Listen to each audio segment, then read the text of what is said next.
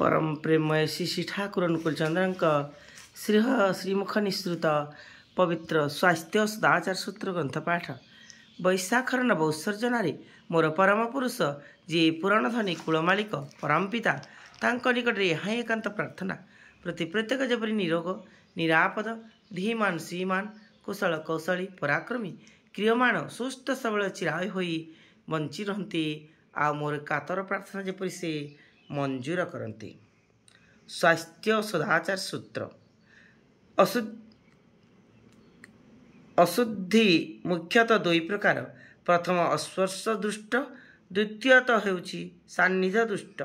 सस्पर्श दुष्ट जे बा जहा ताहार परिशुद्धि प्रधानतः प्रयोजन बेसी, द्वितीय जहा संशोधनीय जेपरी ताहा संक्रामित न होई जा पारे सेहीपरि करी काहेकि ना ताहा संस्रवरे आसिले मध्य अशुद्धि दुष्ट होई नहीं। वाणी संख्या 40। जय गुरु जय गुरु।